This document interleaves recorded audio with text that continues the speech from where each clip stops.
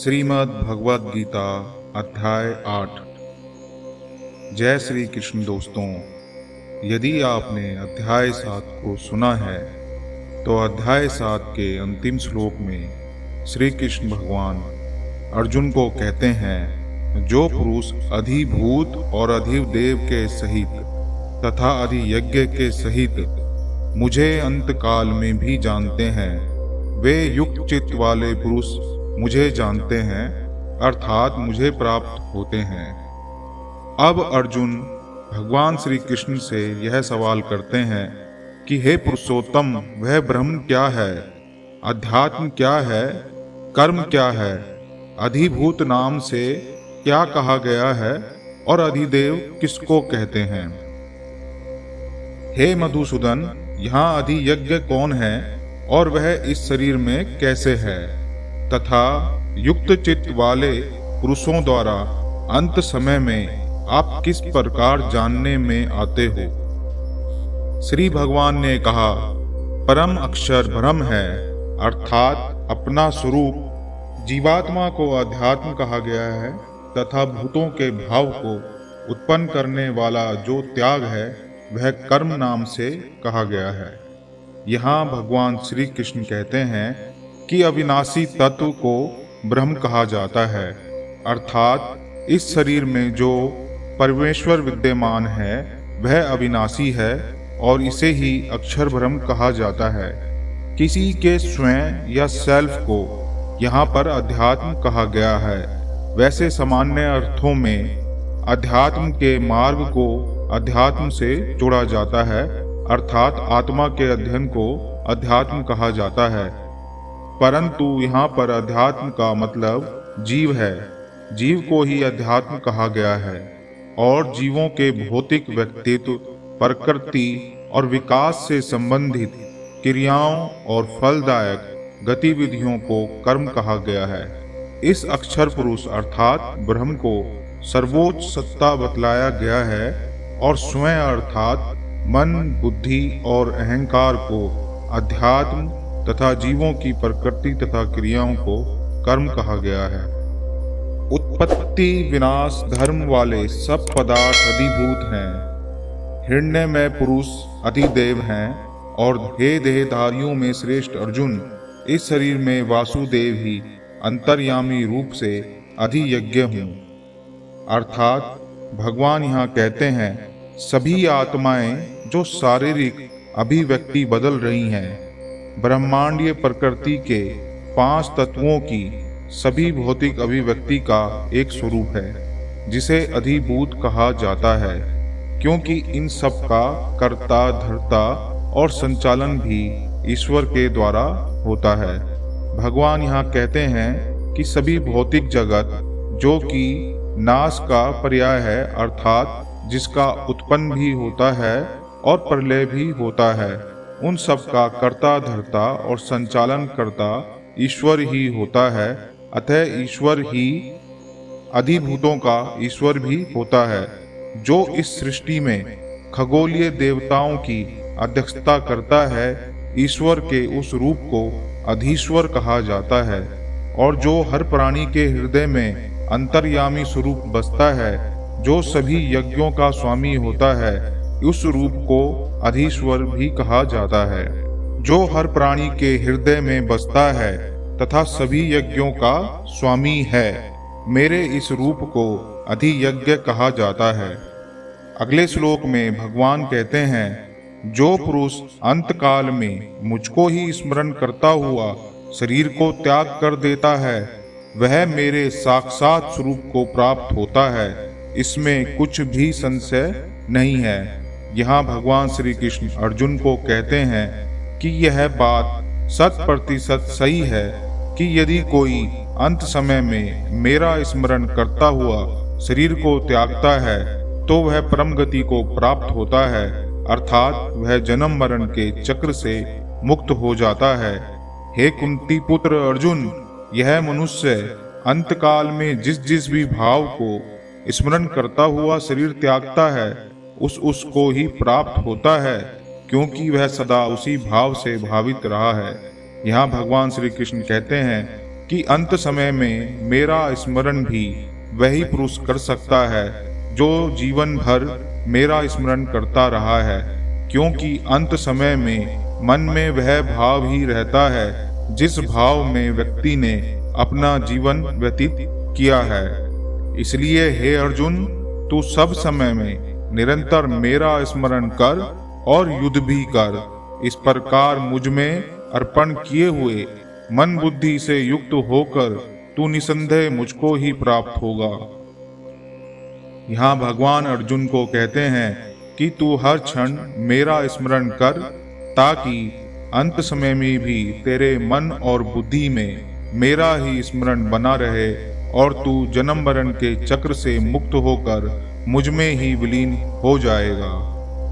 हे पार्थ, यह नियम है कि परमेश्वर के ध्यान के अभ्यास रूप योग से युक्त दूसरी ओर न जाने वाले चित्त से निरंतर चिंतन करता हुआ मनुष्य परम प्रकाश रूप दिव्य पुरुष को अर्थात परमेश्वर को ही प्राप्त होता है। भगवान कहते हैं कि जो व्यक्ति इस तरह मेरा स्मरण करता है कि उसका चित्त कहीं और नहीं भटकता, उसका चित्त हमेशा मेरे चिंतन में ही लगा रहता है, ऐसा व्यक्ति परम प्रकाश रूप मेरे दिव्य रूप को ही प्राप्त होता है। जो पुरुष सर्वज्ञ, अनादि, सबके नियंता, सूक्ष्म से भी अति सूक्ष्म, सबके धारण पोषण करने वाले अचिंत्य स्वरूप, सूर्य के सदृश नित्य चेतन प्रकाश स्वरूप और अविद्या से अति परे शुद्ध सच्चिदानंद घन परमेश्वर का स्मरण करता है, वह जन्म मरण के चक्र से मुक्त हो जाता है। यहाँ भगवान स्वयं के कई रूपों का वर्णन करते हैं। वह इस परमेश्वर को सर्वज्ञ बताते हैं। सर्वज्ञ अर्थात सब कुछ जानने वाला, या यूं कह लीजिए त्रिकालदर्शी। अनादि, अनादि अर्थात सबसे पुराना। जब इस ब्रह्मांड में कुछ भी नहीं था तो इस ब्रह्मांड में ईश्वर था, अर्थात सबसे पहले जिसका अस्तित्व था उसे अनादि कहा जाता है। सबके नियंता, नियंता अर्थात नियंत्रक। इस पूरे ब्रह्मांड में और ब्रह्मांड के सभी लोकों में जो भी गतिविधियां चल रही हैं, उनका नियंत्रक भी यह परमात्मा है। सूक्ष्म से भी अति सूक्ष्म यह परमात्मा सबसे सूक्ष्म है। पदार्थ की सबसे सूक्ष्म इकाई से भी यह अति सूक्ष्म है, तथा सबका भरण पोषण करने वाला भी यही परमेश्वर है। फिर भगवान कहते हैं अचिंत्य स्वरूप। अचिंत्य स्वरूप अर्थात इनके स्वरूप को सोचा नहीं जा सकता। परमात्मा का विचार से कोई संबंध नहीं है, अर्थात परमात्मा का विचार भी नहीं किया जा सकता। सूर्य के सदृश नित्य चेतन प्रकाश स्वरूप अर्थात प्रकाश की परिभाषा यहाँ पर ज्ञान से की गई है, और अविद्या से अति परे। अविद्या अर्थात अज्ञान से परे की अवस्था है। शुद्ध सच्चिदानंद घन परमेश्वर का स्मरण भक्त करता है और जन्म मरण से मुक्त हो जाता है। वह भक्ति युक्त पुरुष अंत काल में भी योग बल से भ्रुकुटी के मध्य में प्राण को अच्छी प्रकार स्थापित करके फिर निश्चल मन से स्मरण करता हुआ उस दिव्य रूप परम पुरुष परमात्मा को ही प्राप्त होता है। यहाँ भगवान कहते हैं कि जिस व्यक्ति ने पूरे जीवन मेरा स्मरण किया है, वह अंत काल में भी मुझ में अपनी बुद्धि को स्थिर करके भ्रुकुटी के मध्य में प्राणों को स्थापित करता है और फिर निश्चल मन से मेरा स्मरण करता हुआ मुझ में विलीन हो जाता है। वेद के जानने वाले विद्वान जिस सच्चिदानंद घन परम पद को अविनाशी कहते हैं, आसक्ति रहित यत्नशील सन्यासी महात्मा जन जिसमें प्रवेश करते हैं और जिस परम पद को चाहने वाले ब्रह्मचारी लोग ब्रह्मचर्य का आचरण करते हैं, उस परम पद को मैं तेरे लिए संक्षेप से कहूँगा। यहाँ भगवान श्री कृष्ण कहते हैं कि जिस परम पद को पाने के लिए व्यक्ति इतने प्रयास करते हैं, अर्थात ब्रह्मचारी लोग ब्रह्मचर्य का आचरण करते हैं। कई लोग गृहस्थ को छोड़कर वनों में दर दर के धक्के खाते हैं या सन्यास को ग्रहण कर लेते हैं, और कई लोग परमात्मा को पाने के लिए वेदों का अध्ययन करते हैं और तरह तरह की जानकारी को एकत्रित करते हैं, और भगवान कहते हैं मैं उस परम पद को तेरे लिए बहुत ही सरल शब्दों में कहता हूँ। सब इंद्रियों के द्वारों को रोककर तथा मन को हृदय में स्थिर करके फिर उस जीते हुए मन के द्वारा प्राण को मस्तक में स्थापित करके परमात्म संबंधी योग धारणा में स्थित होकर जो पुरुष ओम इस एक अक्षर रूप ब्रह्म को उच्चारण करता हुआ और उसके अर्थ स्वरूप मुझ निर्गुण ब्रह्म का चिंतन करता हुआ शरीर को त्यागता है, वह पुरुष परम गति को प्राप्त होता है। यहाँ भगवान अर्जुन को यही कहते हैं कि अंत समय में अपनी बुद्धि को मुझ में स्थित करके और प्राणों को मस्तक में स्थापित करके ओम के उच्चारण के साथ जो व्यक्ति मेरा स्मरण करता हुआ शरीर को त्यागता है, वह मुझको प्राप्त होता है। हे अर्जुन, जो पुरुष मुझ में अनन्य चित्त होकर सदा ही निरंतर मुझ पुरुषोत्तम को स्मरण करता है, उस नित्य निरंतर मुझ में युक्त हुए योगी के लिए मैं सुलभ हूँ, अर्थात उसे सहज ही प्राप्त हो जाता हूँ। यहाँ भगवान कहते हैं कि जो व्यक्ति निरंतर मेरा स्मरण करता है अर्थात प्रेमा भक्ति करता है, उसको अन्य कठिन साधनाएं नहीं करनी पड़ती, वह सहज ही मुझको प्राप्त हो जाता है। परम सिद्धि को प्राप्त महात्मा जन मुझको प्राप्त होकर दुखों के घर एवं क्षण भंगुर पुनर्जन्म को नहीं प्राप्त होते। यहाँ भगवान श्री कृष्ण जन्म मरण के चक्र को दुखों का घर बताते हैं और संसार के सुखों को क्षण भंगुर बताते हैं, और कहते हैं मेरा भक्त परम पद को प्राप्त होकर जन्म मरण के चक्र से मुक्त हो जाता है और वह पुनर्जन्म को प्राप्त नहीं होता। आगे भगवान अर्जुन को यह बताते हैं कि सिर्फ पृथ्वी लोक ही क्षण भंगुर नहीं है, इस ब्रह्मांड में अन्य कई लोक हैं और वे भी क्षण भंगुर हैं। अगले श्लोक में श्री कृष्ण भगवान अर्जुन को कहते हैं, हे अर्जुन, ब्रह्मलोक पर्यंत सब लोग पुनरावृत्ति हैं, परंतु हे कुंती पुत्र, मुझको प्राप्त होकर पुनर्जन्म नहीं होता, क्योंकि मैं कालातीत हूँ और ये सब ब्रह्मादि के लोग काल के द्वारा सीमित होने से अनित्य हैं। ब्रह्मा का जो एक दिन है उसको 1000 चतुर्युग की अवधि वाला और रात्रि को भी 1000 चतुर्युग की अवधि वाला जो पुरुष तत्व से जानता है, वह योगी जन काल के तत्व को जानने वाला है। संपूर्ण चराचर भूतगण ब्रह्मा के दिन के प्रवेश काल में अव्यक्त से अर्थात ब्रह्म के सूक्ष्म शरीर से उत्पन्न होते हैं और ब्रह्मा की रात्रि के प्रवेश काल में उस अव्यक्त नामक ब्रह्म के सूक्ष्म शरीर में ही लीन हो जाते हैं। यहाँ भगवान श्री कृष्ण कहते हैं कि इस ब्रह्मांड में कई लोक हैं और उन सब से श्रेष्ठ और उच्च लोक ब्रह्मा का लोक है, और ब्रह्मा का लोक भी इस जन्म मरण के चक्र से मुक्त नहीं है, परंतु मेरा भक्त जो मुझे तत्व रूप से जानता है, वह इस जन्म मरण के चक्र से मुक्त हो जाता है। वेदों में भी 7 लोक जो पृथ्वी के नीचे बताए गए हैं, तल, अतल, वितल, सुतल, तलातल, रसातल, पाताल, इन्हें नरक भी कहा गया है। धरती से ऊपर के 7 लोक भू, भुवा, स्वाहा, महाय, जन्हा तथा सत्यहा, जो इन सब के ऊपर का लोक है, वह स्वर्ग कहा जाता है।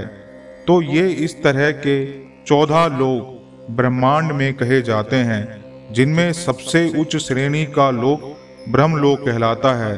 परंतु ये सभी लोक और इन लोकों के निवासी माया के प्रभाव से मुक्त नहीं हैं। ये लोक जन्म मरण के चक्र से भी मुक्त नहीं हैं। यहाँ तक कि देवों के देव इंद्र भी एक दिन मृत्यु को प्राप्त होते हैं, परंतु जो भक्त ईश्वर को तत्व रूप से जानते हैं और जिनकी परमात्मा में हर क्षण स्थिति है, वह जन्म मरण के चक्र से मुक्त हो जाते हैं। ब्रह्मलोक का एक दिन 4 युगों के 1000 चक्र के समान है और रात्रि भी इस अवधि की ही होती है।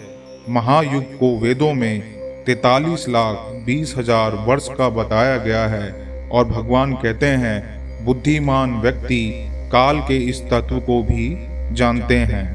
हे पार्थ, वही यह भूत समुदाय उत्पन्न होकर प्रकृति के वश में हुआ रात्रि के प्रवेश काल में लीन होता है और दिन के प्रवेश काल में फिर उत्पन्न होता है। उस अव्यक्त से भी अति परे दूसरा अर्थात विलक्षण जो सनातन अव्यक्त भाव है, वह परम दिव्य पुरुष सब भूतों के नष्ट होने पर भी नष्ट नहीं होता। भगवान कहते हैं इस प्रकट और अप्रकट सृष्टि के पार एक और मानव रहित अनंत आयाम है। यहाँ भगवान श्री कृष्ण ने एक तो पृथ्वी लोक के बारे में बताया और एक ब्रह्मांड के अन्य लोकों के बारे में बताया जो दृष्टिगोचर नहीं है। अब भगवान कहते हैं इन 2 तरह के लोकों के अलावा भी एक आयाम और है जिसे आध्यात्मिक आयाम या अनंत आयाम कह लीजिए, और इस आयाम का कभी भी नाश नहीं होता और यह भौतिक आयाम से बहुत परे है। जो अव्यक्त अक्षर इस नाम से कहा गया है, उसी अक्षर नामक अव्यक्त भाव को परम गति कहते हैं तथा जिस सनातन अव्यक्त भाव को प्राप्त होकर मनुष्य वापस नहीं आते, वह मेरा परम धाम है। यहाँ भगवान कहते हैं यह जो आयाम है प्रकट और अप्रकट आयाम से परे का, यह सर्वोच्च पद या परम पद है और यहाँ पहुंचकर जीव दोबारा जन्म नहीं लेता, अर्थात वह जन्म मरण के बंधन से मुक्त हो जाता है। हे पार्थ, जिस परमात्मा के अंतर्गत सर्वभूत हैं और जिस सच्चिदानंद परमात्मा से यह समस्त जगत परिपूर्ण है, वह सनातन अव्यक्त परम पुरुष तो अनन्य भक्ति से ही प्राप्त होने वाले हैं। यहाँ भगवान श्री कृष्ण एक निष्कर्ष दे देते हैं। वे कहते हैं कि इस परमात्मा को किसी भी प्रयास द्वारा प्राप्त नहीं किया जा सकता, क्योंकि मनुष्य द्वारा किए गए सभी प्रयास ही तुच्छ हैं और यह परमात्मा न समय की सीमा में है, न स्थान की सीमा में है और न ही यह विचार से समझा जा सकता है और न ही किन्हीं प्रयासों से इसको प्राप्त किया जा सकता है। भगवान कहते हैं इस परमात्मा की अवस्था को जानने के लिए और परमात्मा में अपनी स्थिति को बनाने के लिए केवल एक ही माध्यम है और वह है अनन्य भक्ति। अनन्य भक्ति के बिना परमात्मा को जाना ही नहीं जा सकता, अर्थात यदि जो भी प्रयास व्यक्ति द्वारा किए जा रहे हैं, ध्यान, योग, पठन, पाठन, समस्त क्रियाएं, उन सब के साथ साथ इनमें परम पुरुष के प्रति प्रेम भी होना अनिवार्य है, जिसे अनन्य भक्ति भी कहा जाता है। क्योंकि अनन्य भक्ति के बिना यह बड़ा दुष्कर कृत्य बन जाएगा और इसमें भक्ति भाव ना होने से मात्र यह एक तप बनकर ही रह जाएगा और किसी भी तप से या प्रयास से ईश्वर को प्राप्त करना संभव ही नहीं है। हे अर्जुन, जिस काल में शरीर त्याग कर गए योगी जन तो वापस न लौटने वाली गति को और जिस काल में गए हुए वापस लौटने की गति को ही प्राप्त होते हैं, उस काल को अर्थात दोनों मार्गों को मैं तुझसे कहूँगा। यहाँ भगवान कहते हैं कि जब कोई मनुष्य शरीर छोड़ता है या कोई जीव जब शरीर छोड़ता है तो उसकी 2 गति होती हैं। एक तो वह इस लोक में दोबारा आता है, अपने पुण्य या पापों को अन्य लोकों में भोग कर वह दोबारा जन्म लेता है, और एक गति होती है कि वह परम तत्व परमात्मा में विलीन हो जाता है और वह इस ब्रह्मांड में दोबारा जन्म नहीं लेता। जिस मार्ग में ज्योतिर्मय अग्नि अभिमानी देवता है, दिन का अभिमानी देवता शुक्ल है, शुक्ल पक्ष का अभिमानी देवता है और उत्तरायण के 6 महीनों का अभिमानी देवता है, उस मार्ग में मरकर गए हुए ब्रह्मवेता योगी जन उपयुक्त देवताओं द्वारा कर्म से ले जाए जाकर ब्रह्म को प्राप्त होते हैं। जिस मार्ग में धूमाभिमानी देवता है, रात्रि अभिमानी देवता है तथा कृष्ण पक्ष का अभिमानी देवता है और दक्षिणायन के 6 महीनों का अभिमानी देवता है, उस मार्ग में मरकर गया हुआ सकाम कर्म करने वाला योगी उपयुक्त देवताओं द्वारा कर्म से ले जाया गया हुआ चंद्रमा की ज्योति को प्राप्त होकर स्वर्ग में अपने शुभ कर्मों को भोग कर वापस आता है। संक्षेप में अगर समझा जाए तो भगवान कहते हैं कि 2 ही गति होती हैं। एक गति तो होती है कि व्यक्ति अपने पाप या पुण्य को स्वर्ग या नरक में भोग कर दोबारा जन्म लेता है, और एक गति वह है जो भक्त की है। अनन्य प्रेम भक्ति द्वारा वह ईश्वर को तत्व से जानकर जन्म मरण के चक्र से मुक्त हो जाता है।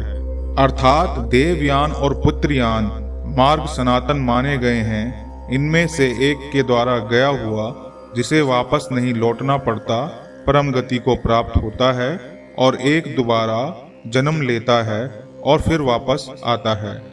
हे पार्थ, इस प्रकार इन दोनों मार्गों को तत्व से जानकर कोई भी योगी मोहित नहीं होता। इस कारण हे अर्जुन, तू सब काल में समबुद्धि रूप योग से युक्त होकर निरंतर मेरी प्राप्ति के लिए साधन करने वाला हो। यहाँ भगवान कहते हैं कि तू इन सभी मार्गों का चिंतन छोड़ और तू सिर्फ अपनी बुद्धि को मुझ में लगा और मेरी प्राप्ति के लिए साधन करने वाला बन। योगी पुरुष इस रहस्य को तत्व से जानकर वेदों के पढ़ने में तथा यज्ञ तप और दान आदि करने में जो पुण्य फल कहा है, उन सब को निसंदेह उल्लंघन कर जाता है। यहाँ भगवान कहते हैं, मेरा जो भक्त है वह वेदों के पढ़ने के नियम, यज्ञ के नियम, तप और दान के नियम बेशक ना मानता हो या उनका उल्लंघन करता हो, परंतु है परम गति को प्राप्त करता है। यहाँ श्रीमद् भगवद गीता का 8वां अध्याय संपन्न हुआ। प्रेम पूर्वक सुनने के लिए आपका धन्यवाद। यदि आप अन्य अध्याय को भी सुनना चाहते हैं तो इस चैनल को अवश्य सब्सक्राइब कीजिए, और कोई सुझाव अगर हमें देना चाहते हैं तो कृपया कमेंट अवश्य कीजिए।